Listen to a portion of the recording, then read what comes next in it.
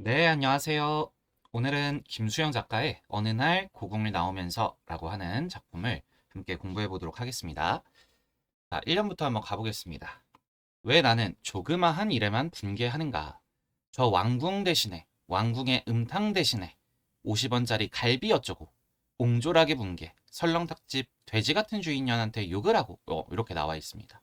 자, 그러면 지금 50원짜리 갈비, 설렁탕집 돼지 같은 주인년한테 욕을 하는 것은 옹졸하게 분개하는 거죠. 그렇다면 1행과 연결해 봤을 때, 이런 것들은 내가 너무 조그마한 일, 옹졸한 일에만 분개하고 욕을 하고 있는 자신의 모습에 대해서 이야기하고 있구나, 라고 잡을 수 있을 것 같습니다. 그리고 2행에서 왕궁 대신에, 왕궁의 음탕 대신에 라고 했으니까 이 왕궁과 왕궁의 음탕은 조그마한 일과 대비돼줘야 되는, 반대되는 속성을 가지고 있는 시여겠구나라고 잡을 수가 있겠죠. 그러면 우리가 조금 더 이제 가다듬어진 용어와 표현으로 이 1년을 한번 정리를 좀 해보겠습니다.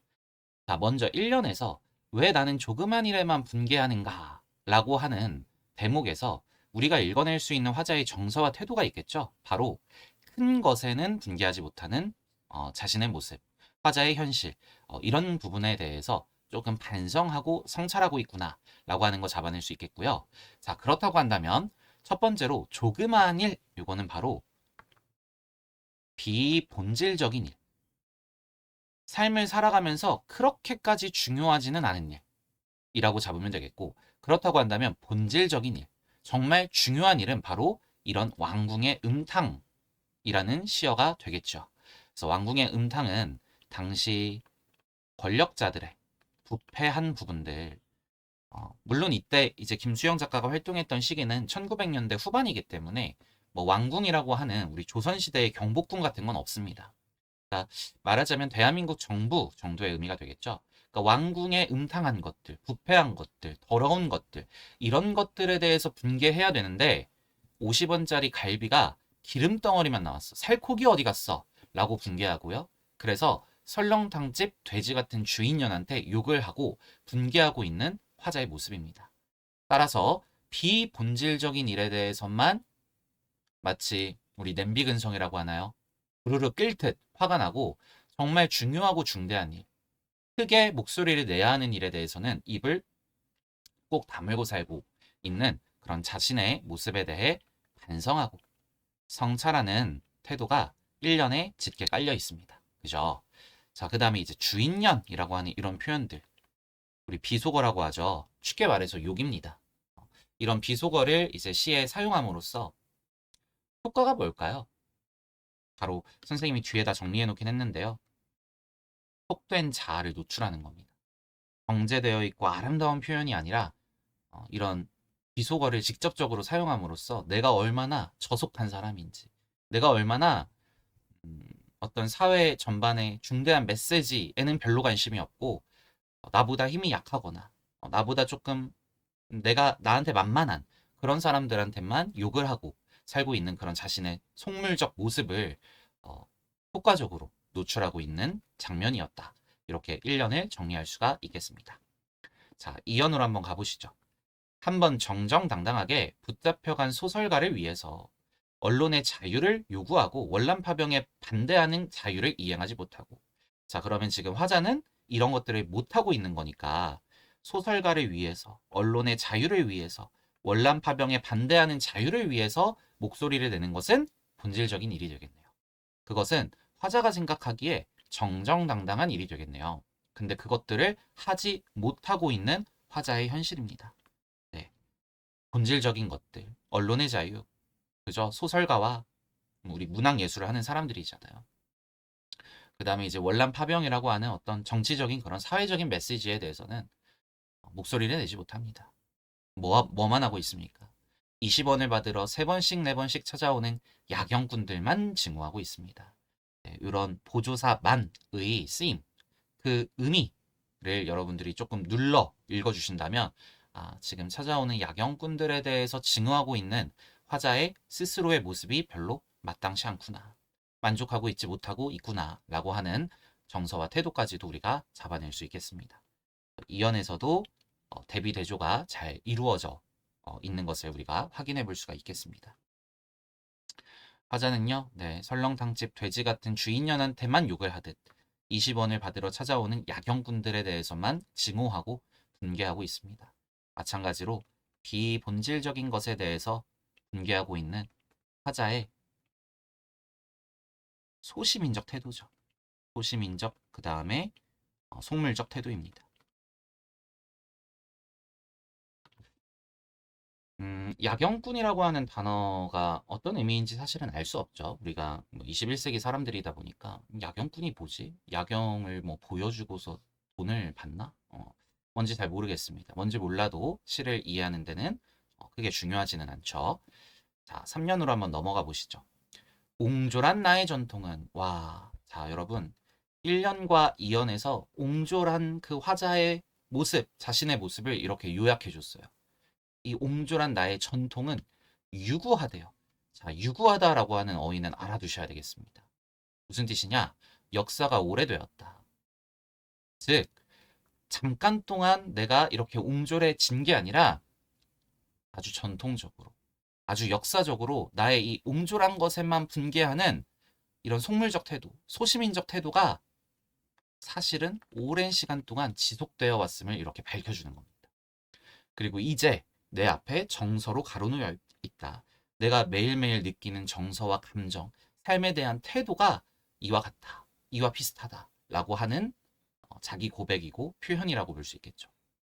이를테면 이런 일이 있었다 하면서 갑자기 과거 예상으로 돌아갑니다. 그죠? 즉 1년 2년에서 나왔던 화자 자신의 모습이 지금 이 현재 시점에서만 그런 게 아니라 과거에서부터 유지되어 왔고 지속되어 왔음을 밝히고 입증하기 위한 근거로서 하나의 또 사건을 과거에 있었던 일을 회상하며 제시하고 있는 대목인데요. 네, 한번 읽어보시죠. 부산의 포로수용소에 제40 야전병원에 있을 때 병원에 있었나 봐요. 화자가. 정보원이 너스들과 스폰지를 만들고 거지를 개고 있는 나를 보고 포로 경찰이 되지 않는다고 남자가 뭐 이런 일을 하고 있느냐고 놀린 일이 있었다. 자, 그러면 나를 보고 너 왜 포로 경찰 안 되니? 남자가 뭐 이따위 일이란 너스들과 함께, 즉 간호사들과 함께 스폰지를 만들고 거지를 개고 있는 거겠죠. 놀렸던 사람 누구입니까? 바로 정보원이죠. 네. 그럼 국가정보원이라고 들어보셨나요?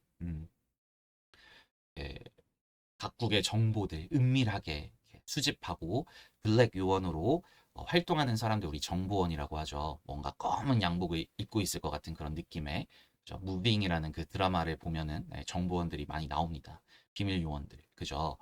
근데 그 정보원들은 말하자면 국가를 위해서 어떤 거대한 것을 위해서 일을 하는 말하자면 사나이로 태어나 사나이처럼 살고 있는 이런 사람들이겠죠. 근데 화자는 뭐라고 있습니까? 너스들과 함께, 간호사들과 함께 거지나 개고 있어요. 헌지나 만지고 있습니다. 그게 화자가 생각하기에 뭔가 부끄러운 일이라는 거예요. 그래서 물론 우리 현대인들은 이런 것들도 굉장히 소중하고 또 누군가는 반드시 해야 하는 필요한 일이라는 걸 알고 있죠. 근데 화자가 생각하기에 그 다음에 또 그 당시 시대에 있어서 남자가 돼가지고 이런 일을 하고 있는 것들은 굉장히 비본질적인 또 반복입니다. 소시민적인 속물적인 그런 일, 아주 사소한 일에만 집중하고 사는 것이라고 비판하고 놀리고 있다는 거예요. 조롱하고 있다는 겁니다. 근데 그런 나의 모습이 과거에도 그랬고 지금도 그렇다는 겁니다. 그죠? 옹졸하게 살아왔던 자신의 과거, 자신의 일화를 회상하면서 입증하는 겁니다. 네, 다시 한번 뭘 입증한다고요? 옹졸한 나의 전통이 유구했다라고 하는 그 사실을 밝혀주고 있는 거예요. 지금도 현재네요. 내가 반항하고 있는 것은 이 스폰지 만들기와 거지 잡고 있는 일과 조금도 다름없다. 똑같다는 거죠. 개의 울음소리를 듣고 그 비명해지고 그러면 이 개의 울음소리와 그 비명은 사소한 거겠네요. 아주 작은 거에도 나는 질 수밖에 없대. 이기지를 못한대. 승리하고 막 승리를 쟁취해내지 못한대. 또 머리에 피도 안 마른 애놈의 투정에 진대. 나는 이런 아주 사소한 일에도 매일 패배하는 그런 인생을 살고 있습니다. 떨어지는 은행나무 잎도 내가 밟고 가는 가시밭이래. 그러니까 은행나무 잎은 그냥 예쁘다 하면 되고, 그죠? 뭐 가을이 왔나 보다 하면 되는데 자기한테는 그 인생을 살아가는 한 걸음걸음이 모두 가시밭같이 아주 날카롭게 아주 불편하게 느껴진다는 거죠. 그래서 부러운 모습으로 살아가고 있는 신의 그 화자의 모습을 이렇게 표현하고 있는 겁니다. 아무래도 나는 비켜 서 있다. 비켜 서 있다. 절정 위에는 서 있지 못하고, 그럼 절정은 좋은 거네. 그러면은 절정에 딱 서 있는 것은 뭔가 반석 위에서, 단단한 반석 위에서 가장 높은 곳에 자신감 있게 정정당당하게 서 있는 모습이겠죠. 근데 그렇게 절정 위에 서 있지 못하고 어딘가에 비켜서 뭔가 우리 모에, 그죠? 그 모서리에, 가에 서 있는 그런 화자의 모습입니다. 앞만 해도 조금쯤 옆으로 비켜 서 있다. 그리고 조금쯤 옆에 서 있는 것이 비겁한 것이라고 알고 있다. 화자는 비겁한 감정을 본인에게 느끼고 있습니다. 그러니까 이렇게 옹졸하게 반항한다. 이발쟁이에게. 땅 주인에게는 못하고 이발쟁이에게. 그럼 땅 주인은 권력자가 되겠네. 그지? 우리 뭐 땅 주인이나 건물주, 우리 집주인들, 우리 건물주를 요즘에 가시라 그러잖아요. 그죠? 건물주한테는 반항하면 안 되죠. 잘못하다가는, 개기다가는 갑자기 그 임대료가 확 올라가는 수가 있습니다. 굽신굽신 거려야 되는 권력 있는 존재가 땅 주인입니다. 만만한 사람 누구예요? 이발쟁이. 머리 깎아주는 사람. 구청 직원한테는 못하고요. 공회 직원한테도 못하고요. 누구한테? 야경꾼에게. 20원 때문에, 10원 때문에, 고작 1원 때문에. 와, 여기에서는 지금 우리 점강법 쓰고 있죠? 점점점 축소되는, 점점점 작은 것을 이야기함으로써 무언가를 극대화시켜주는 효과, 그런 기법입니다. 네. 여기에서는 뭘 극대화시키는 거예요? 20원도 아니야, 참아. 20만 원이 아니라 고작 예를 들면 1원 때문에 내가 이렇게 야경꾼한테 뭐라고 반항하고 옹졸하게 큰 소리를 내면서 욕하는 그런 자신의 모습이 엄청 작아 보이는 효과. 그것을 위해서 정강법을 사용한 것이죠. 우습지 않으냐? 1원 때문에. 자조적이죠. 스스로에 대해서 비웃는 태도입니다. 참 우스워요. 본인이 내가 느끼기에도, 내가 생각해도 그런 자신의 모습이 굉장히 비판적입니다. 자주적이고 우습다는 거예요. 우습지 않으냐, 여기에서는 서리법을 사용하고 있죠. 서리법 관련해서 우리 아까 1년에서 왜 나는 조그마한 일에만 분개하는가, 이 표현 서리법이었는지 아니었는지 한번 다시 생각해 보실래요? 왜 나는 조그마한 일에만 분개하는가? 이거는요, 서리법은 아닙니다. 왜? 서리법이라고 하는 것은 답을 알고 있어. 근데 그 답을 강조하기 위해서 답정너로 의문문 형식을 만드는 걸 이야기하잖아요. 그렇기 때문에 서리법이라고 하는 건 평서문으로 바꿀 수 있어야 돼. 평서문은 점이 찍힌 문장이죠. 그러니까 무슨 말이야? 우습지 않으냐? 이거는 평서문으로 바꾸면 나 진짜 우습다. 나 정말 비웃음 당할 만한, 조롱당해도 쌀만한 그런 멍청한 사람이야. 이런 뜻이잖아요. 그러니까 점을 갖고 있는 평서문으로 바꿀 수가 있는데 얘는 그렇진 않죠. 왜 나는 이렇게 조그마한 일에만 분개하는가? 라고 하면서 어떤 스스로에 대한 탄식 정도의 의미. 뭐 답을 정해놓고 하는 의문문은 아니란 말이에요. 1년에 나와 있었던 이 의문형 어미는 서리법을 표현하고 있지는 못하다라고 하는 것도 잡아주면 좋겠습니다. 모래야 나는 얼만큼 작으냐? 바람아 먼지야 풀아 나는 얼만큼 작으냐? 정말 얼만큼 작으냐? 반복을 통해서 화자가 느끼는 스스로에 대한 그 옹졸함, 내가 너무나 작은 사람이구나, 소시민적인 속물적 사람이구나 라고 하는 것에 대한 어떤 안타까움, 그죠? 그런 것들을 강조하기 위해서 반복을 하고 있습니다. 이 말줄임표라고 하죠. 점점점. 이 말줄임표를 통해 자책, 반성, 성찰, 자조 이런 정서와 태도를 함축하는 그 말줄임표를 통해 이런 정서와 태도들을 효과적으로 표현하고 있구나라고 잡아줄 수가 있겠습니다. 그 다음에 모래야 바람아 불렀어요. 당연히 의인법입니다. 사람이 아닌데 모래야 이렇게 부르는 순간 의인법이 성립합니다. 한편 두 번째로 도노법도 성립하죠. 도노법은 이제 혹격 조사를 통해서 누구를 부르는 아나 야와 같은 혹격 조사를 통해 그저 대상을 부르는 표현 기법을 말합니다. 그러면 청자가 설정되죠. 그리고 청자가 설정되면 우리가 말을 건네는 방식이다. 이렇게도 표현을 합니다. 그죠? 그래서 모래야 하는 순간 이 두 가지의 표현상의 특징이 자동적으로 성립한다라고 하는 것도 잡아줄 수 있겠습니다. 한번 넘어가 보시죠. 성격입니다. 자조적, 반성적, 비판적, 자기에 대해서 비판하는 거죠. 그러면서도 한편으로는 참여적입니다. 어떤 사회 문제, 정치적 문제, 현실에 대해서 어떤 실천을 요구하는 그런 시들을 우리가 참여시라고 한다. 주제입니다. 사회적 부조리에 저항하지 못하는 소시민적 삶에 대한 자기 반성이 되겠습니다. 그렇죠? 그래서 전반적으로 이렇게 1년부터 7년의 주제들을 선생님이 정리해 봤습니다. 왔다 갔다 하시면서 이해하시고 넘어가시면 될 것 같아요. 자, 비속어 사용을 통해 속된 자아를 노출하고 있었죠. 그 다음에 독백적 어조, 전반적으로 독백적 어조죠. 진정성 있는 내면을 서술하고 있고 또 일상적 시어를 통해 삶의 구체성과 사실성을 전달한다. 야경꾼이라든지 은행나무 잎이라든지 거지라든지 얼마나 일상적 시어들이에요.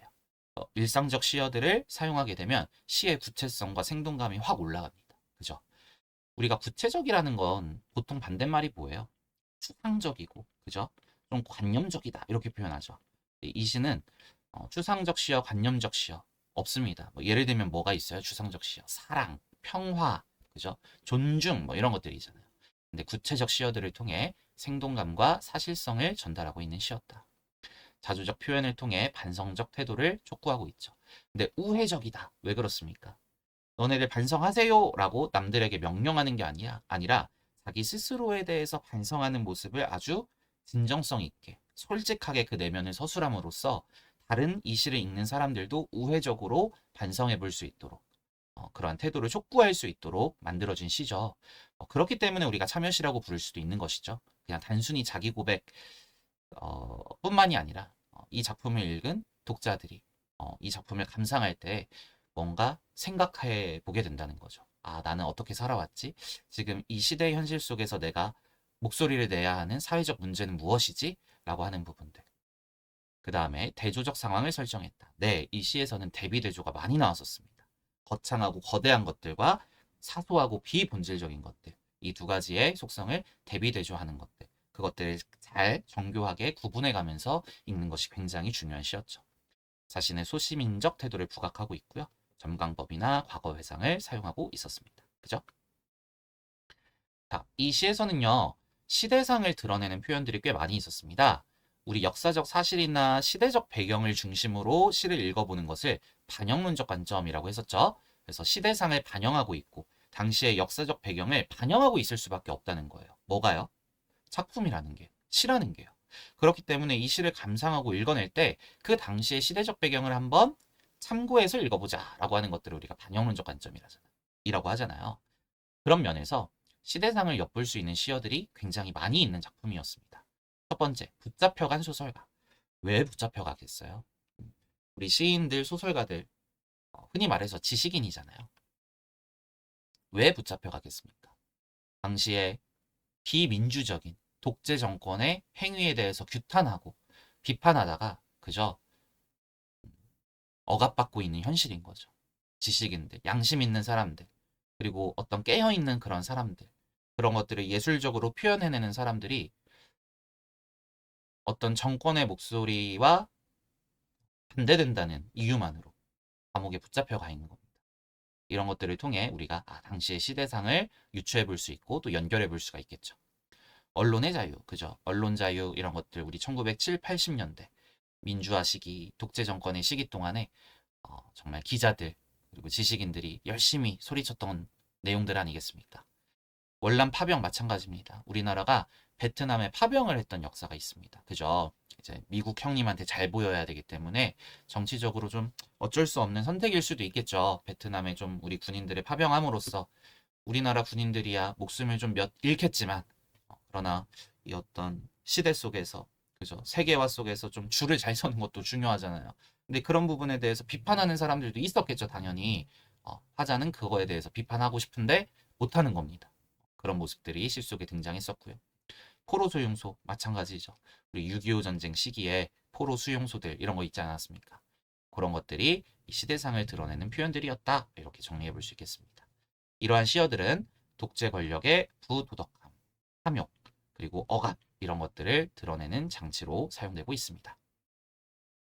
우리 허위의식이라고 하는 단어 하나 가져갈게요. 이제 문학을 읽을 때 특히 이제 수능 같은 거 풀 때 보기 속에 인물의 허위의식이 드러나고 있다. 뭐 인물의 허위의식을 비판하고 있다. 이런 표현들 많이 나오는데 허위의식이 대체 뭐냐? 예, 허위의식은 자기 욕망이나 속물적 태도를 은폐하려는 모순적인 의식 상태. 그러니까 무슨 말이냐면 자기 욕망이 추잡스러워, 더러워. 그리고 비판받을 만한 걸 본인이 알고 있어. 근데 그것들을 좀 감추는 거예요. 그것들을 내가 스스로 비판할 여지가 있기 때문에 혹은 남들에 의해 비판받을 것을 알고 있기 때문에 좀 거짓되게 살아가는 그런 모습들을 허위의식이라고 합니다. 보통 우리가 허위의식이라고 하는 단어가 나오면 소심인정, 그 다음에 속물적 태도를 가리킨다. 이렇게 보시면 돼요. 그래서 이 허라고 하는 것 자체가 공허하다, 비어있다. 내실이 꽉 차 있는 삶에 대한 태도가 아니라 비어있는 삶의 태도를 얘기하는 거거든요. 그렇다고 한다는 것은 옹졸한 모습, 기겁한 모습, 속된 모습, 이런 부분들. 그래서 겉으로는 고상하거나 정당한 척하지만 실제로는 그렇지 못한 거죠. 그런 부분들을 우리가 허위의식이라고 부른다. 그래서 허위의식이 드러나면 스스로에 대한 그 허위의식을 발견해. 그런 시들이나 그런 소설들이 있을 거 아니에요. 소설 속 인물이 혹은 시 속 화자가 본인의 허위의식을 막 고발하고 내가 이렇게 허위의식이 강한 사람이야. 이런 것들을 노래하고 있는 작품들은요. 자조적인 정서와 태도로 연결될 수밖에 없습니다. 그죠? 내가 얼마나 이렇게 모순적인 사람인지에 대한 반성과 성찰이 드러나는 시가 되겠죠. 그렇다고 한다면 자조적인 것도 연결될 수밖에 없다. 물론요. 어떤 소설들 같은 경우에는 그 소설 속 인물이 되게 허위적 인물이야. 근데 자기 자신은 그걸 끝까지 모르는 경우도 많아요. 본인은 떵떵거리면서 자기 잘났다고 살아. 근데 남들이 봤을 땐 그게 너무나 멍청해 보여. 허위의식에 쩌들어 있는 속물적 인물이야. 그런 경우에는 소설 속 인물이 자기 자신에 대해서 비웃는 자조적인 태도가 드러나긴 어렵겠죠. 그러나 보기에 그런 내용이 주어졌을 때 우리가 독자들이 이 인물은 그런 것들을 비판하고 풍자하기 위한 대상으로서 뭔가 상징처럼 사용되고 있는 그런 인물이구나 라고 또 소설을 읽어낼 수도 있겠습니다. 네, 오늘 이렇게 좀 정리를 하면 좋을 것 같고요. 마지막으로 오늘 배운 시 읽기 전략입니다. A는 못하고 B만 하고 있다. 이런 표현이 나왔어. 그러면 사실은 A를 하고 싶은데 못하고 있다는 뜻이 되죠. 그래서 A는 지향, 화자가 긍정적으로 평가하며 마땅히 해야 되는 것들. 당위적으로, 당위적이라는 게 마땅히 해야 되는 걸 얘기하거든요. 당위적으로 꼭 해야 되는 일인데 못하고 있는 것을 의미하는 것이고요.